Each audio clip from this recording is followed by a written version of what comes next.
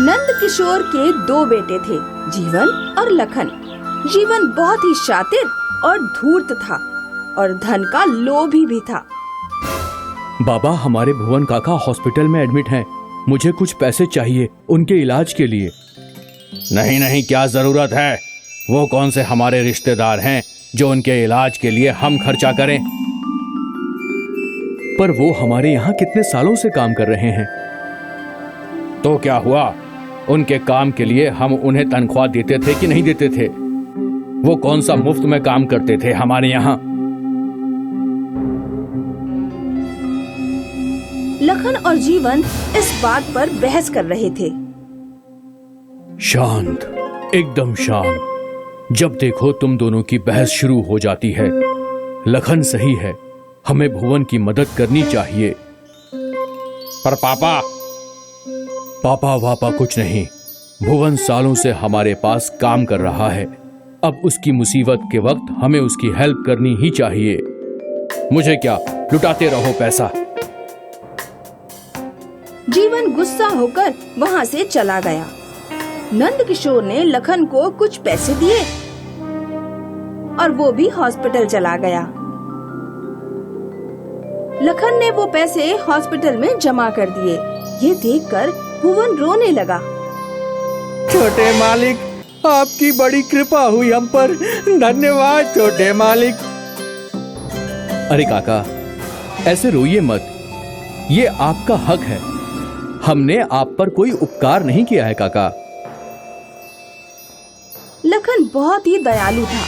वो अक्सर अपने आसपास के लोगों की मदद किया करता था और शायद यही चिंता नंद किशोर को सताया करती थी। क्या हुआ मालिक, आज आप परेशान हैं? तुम तो जानते हो मेरी परेशानी का कारण। छोटे मालिक। हाँ, लखन कितना भोला है और जीवन कितना कपटी। मेरे जाने के बाद मेरी सारी जायदाद जीवन हथिया लेगा और बेचारा लखन अपने बड़े भाई से कुछ बोल तक नहीं पाएगा। तो आप पहले ही जायदाद का बंटवारा क्यों नहीं कर देते मालिक? नहीं भुवन, लखन को भी दुनियादारी समझनी चाहिए। इसलिए उसके सामने उसके भाई का असली रूप आना ही चाहिए। पर मालिक, तुझे मेरे मरने के बाद मेरा एक काम करना होगा। जी बोलिए। ये घड़ा तू अपने पास रख। मेरे मरने के बाद जब जीवन लखन को इस घर से निकाल दे तो ये घड़ा लखन को देना और बोलना कि इसमें रखे सिक्के जमीन में बो दे। इन सिक्कों से जो फसल आएगी वो लखन की जिंदगी संवार देगी। जैसी आपकी इच्छा मालिक। कुछ महीनों बाद नंद किशोर स्वर्ग सिधार गए और फिर बंटवारे का समय आ गया। बंटवारा बिल्कुल बराबर होना चाहिए। नहीं, बिल्कुल नहीं। मैं बड़ा बेटा हूँ, मेरा जायदाद पर ज्यादा हक होगा। ये तो अन्याय है। न्याय अन्याय मैं नहीं जानता, पर क्योंकि मैं बड़ा बेटा हूँ तो मुझे ज्यादा जायदाद मिलनी चाहिए। इस जायदाद पे ज्यादा हक मेरा है। ये गलत है, हम इसका समर्थन नहीं करेंगे।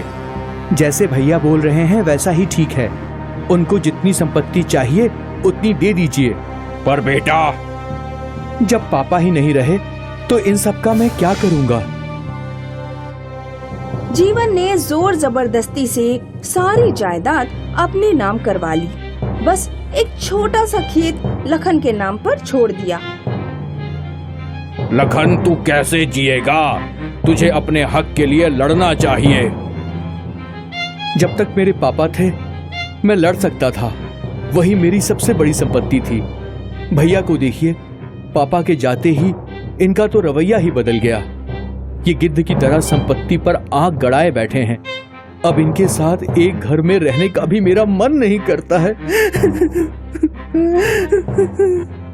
ठीक है बेटा, जैसी तुम्हारी मर्जी। लखन अपना बोरिया बिस्तर लेकर उस खेत वाली कुटिया में चला गया। वो कुटिया टूटी फूटी थी। लखन को वहाँ रहने से ज्यादा तकलीफ अपने भाई के रवैये से हो रही थी। पापा, आप क्यों मुझे छोड़कर चले गए? पापा बोलिए पापा।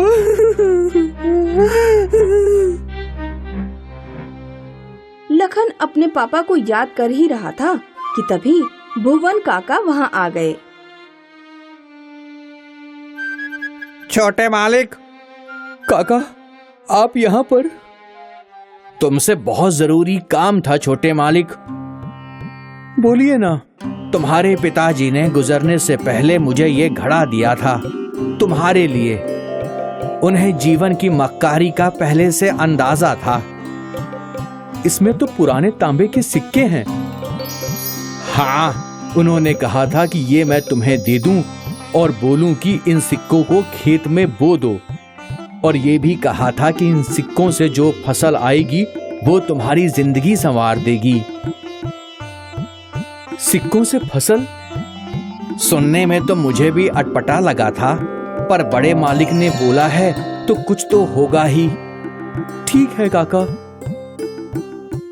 अगले दिन लखन ने उन सिक्कों को जमीन में बो दिया।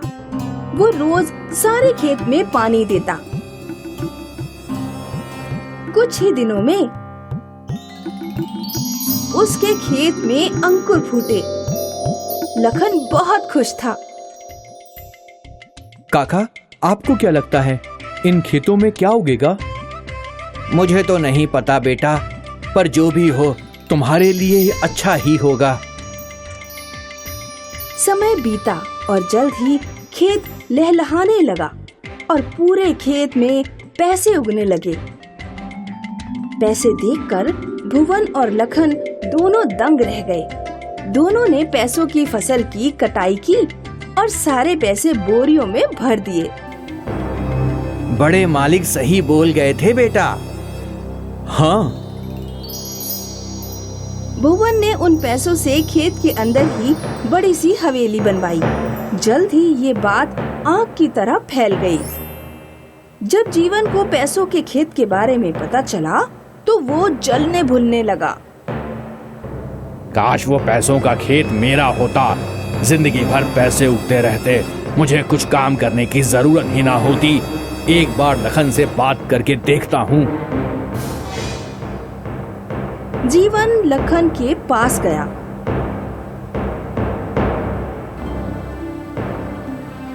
देखो, हम दोनों सगे भाई हैं। तुम चाहो तो सारी संपत्ति रख लो, बस ये खेत मुझे दे दो। नहीं, बिल्कुल नहीं। तुम जैसे मतलबी आदमी को अपना भाई बोलने में मुझे शर्म आ रही है। आज के बाद अपनी शक्ल मत दिखाना। दूर हो जाओ यहाँ से। जीवन तमतमाता हुआ वहाँ से चला गया। ये देखकर भुवन खुश था। उसके छोटे मालिक समझदार हो गए थे। आज बड़े मालिक बहुत खुश होंगे छोटे मालिक। वो क्यों? वो चाहते थे कि आप दुनियादारी सीखें और आज आप वो सीख गए। पैसों के खेत मिलने की वजह से लखन का जीवन फिर से वैभवशाली हो गया और लखन को अपने भाई की असलियत का भी पता चल गया था।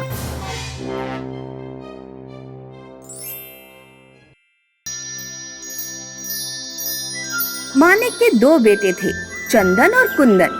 चंदन मानिक की हर बात माना करता था।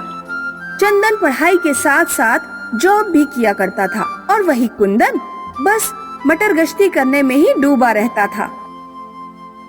अरे नालायक, कुछ सीख अपने बड़े भाई से।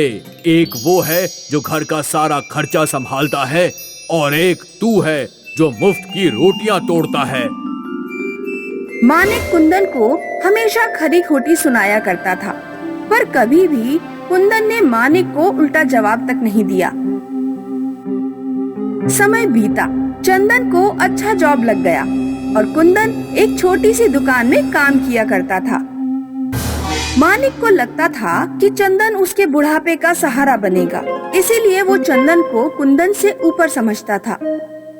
कुछ वर्षों बाद चंदन की शादी हो गई।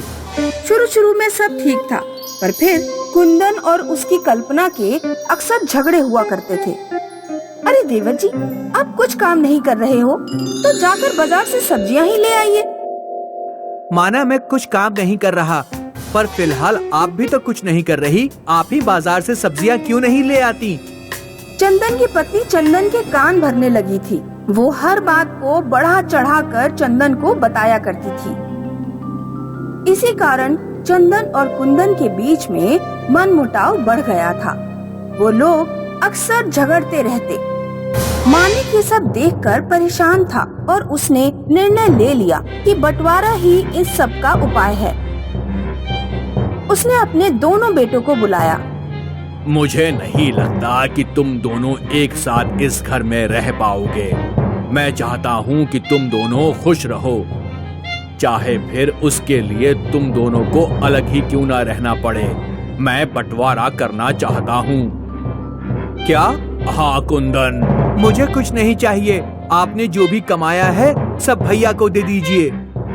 ऐसा कैसे हो सकता है?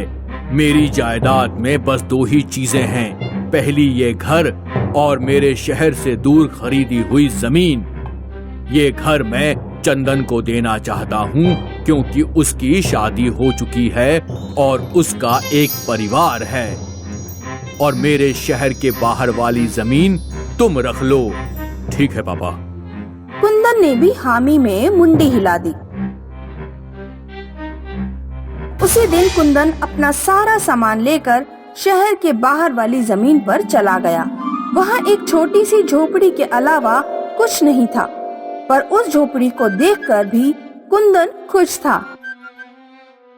कम से कम सर पर छत तो है और मेरी वजह से किसी को कोई परेशानी भी नहीं। और क्या चाहिए मुझे? अगले कई महीनों तक कुंदन इस पहाड़ी जगह पर लकड़ियों का घर बांधने लगा। वो सारी मेहनत अकेले ही कर रहा था, पर कुंदन खुश था। यहाँ चंदन की पत्नी को अपने ससुर से भी अड़चन होने लगी थी। अरे तुम तो बहुत भोले हो। तुम्हारे पिताजी हमारे इसी भोलेपन का गलत इस्तेमाल करते हैं। मैं समझा नहीं। तुम्हें याद है ना, कल तुमने पापा को लाइट बिल भरने के लिए पैसे दिए थे? हाँ, वो उनसे कहीं गिर गए, वही ना? मुझे नहीं लगता कि वो पैसे गिरे होंगे। क्यों? कल उन्होंने अपने लिए नए जूते खरीदे हैं। उसके पैसे उनके पास कहाँ से आए? मतलब पापा ने मुझसे झूठ बोला? और बस तब से चंदन अपने पिताजी से लड़ने लगा। वो बात बात पे उन्हें ताने मारता था। कल्पना अपने ससुर के साथ अच्छे से बर्ताव भी नहीं करती थी। वो उन्हें पेट भर के खाना तक नहीं देती थी। ये 100 रुपए हैं, 2 किलो आलू और 2 किलो टमाटर ले आइए और बाकी के पैसे वापस लौटा देना याद से। ठीक है बहू। बेचारा मानिक करता भी तो क्या करता, जब उसका अपना बेटा ही उसके साथ अच्छा बर्ताव नहीं कर रहा था तो बहू से क्या उम्मीद रखता। मानिक की सारी आकांक्षाएं टूट चुकी थी। मानिक को लगता था कि चंदन उसके बुढ़ापे का सहारा बनेगा, पर चंदन तो उससे सीधे मुंह बात तक नहीं कर रहा था। यहाँ धीरे धीरे कुंदन का घर बनने लगा था। कुंदन बहुत खुश था कि जल्द ही उसका अपना घर बन जाएगा। घर बनते ही पापा को घर दिखाऊंगा, उन्हें जरूर मुझ पे नाज होगा। चंदन और कल्पना मानिक के साथ दिन प्रतिदिन बुरे से बुरा बर्ताव कर रहे थे। मानिक अकेले में रोया करता था, पर वो करे भी तो क्या।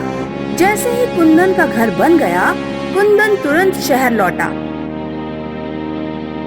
यहाँ उसने देखा कि उसकी भाभी उसके पिता को चिल्ला रही थी। ये उससे देखा नहीं गया। वाह भाभी, पापा के बदले अगर आपके खुद के पापा होते तो क्या तब भी आप ऐसे ही बात करती?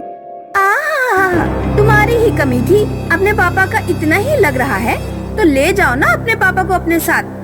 वही करूँगा, और आज के बाद पापा का तुम लोग मुंह भी नहीं देख पाओगे।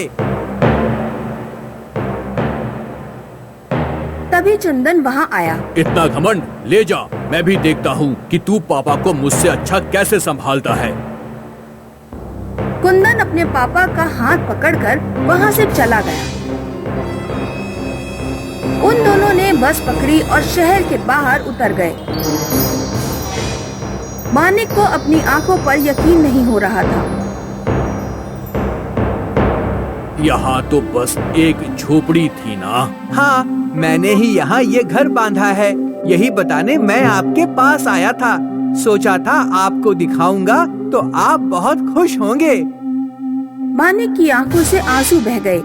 जिस बेटे को उसने खोटा सिक्का समझा था, वो तो असल में खरा था। कुंदन अपने पिता को अपने घर के अंदर ले गया। आज से ये घर आपका है पापा, बस यहाँ पानी की तकलीफ है, पर मैं कुआं खोद रहा हूँ, जल्द ही पानी की समस्या भी दूर हो जाएगी। मुझे यकीन है तू वो भी कर ही लेगा। उस दिन कुंदन ने अपने पिता की बहुत अच्छे से सेवा की और उनके साथ समय बिताया। मानिक के सोने के बाद कुंदन भी अपने पिता के पैरों के पास ही सो गया। जब रात को मानिक उठा तो ये मंजर देखकर वो अपने आंसू नहीं रोक पाया। जिस बेटे को मैंने हमेशा दुत्कारा है वो मुझे इतना प्यार करता है। हे भगवान, इसका जीवन खुशियों से भर दे। मानिक कुंदन को देखते देखते सो गया। अगली सुबह कुंदन अपनी कुदाल लेकर घर से बाहर आया। अरे कहाँ चला?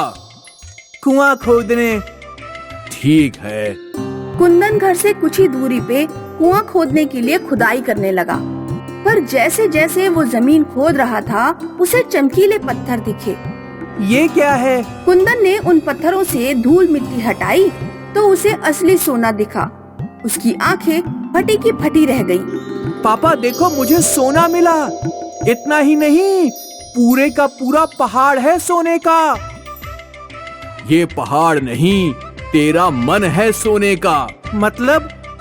कल तक मैंने तुझे बस दुत्कारा था, पर तूने मुझे हमेशा प्यार ही किया। ये तेरी अच्छी नियत है बेटा, जो ये सोने का पहाड़ तेरे हिस्से में आया। तू इसका असली हकदार है। सोने का पहाड़ पाकर कुंदन की जिंदगी ही बदल गई। उसने अपने पापा को सारी सुख सुविधाएं दी। वहीं चंदन और उसकी पत्नी जल भुन रहे थे। हमारी तो किस्मत ही खराब है जो हमें हिस्से में बस ये घर मिला। पापा को ये पहले से पता होगा, इसीलिए वो सोने का पहाड़ कुंदन को ही दिया होगा। जो भी हो, अब हम कर भी क्या सकते हैं? तुम्हारा भाई थोड़ी हमें कुछ देगा। कैसे देगा? तुम कभी उससे सीधे मुंह बात करती थी क्या? अब ये सब मेरी गलती? तुम क्यों मेरी बातों में आकर अपने भाई और पापा से लड़े थे? चंदन और उसकी पत्नी आपस में लड़ रहे थे और वहाँ कुंदन अपने पिता की सेवा में खुश था। तो इस कहानी से हमें ये समझ आ गया कि कर भला तो हो भला।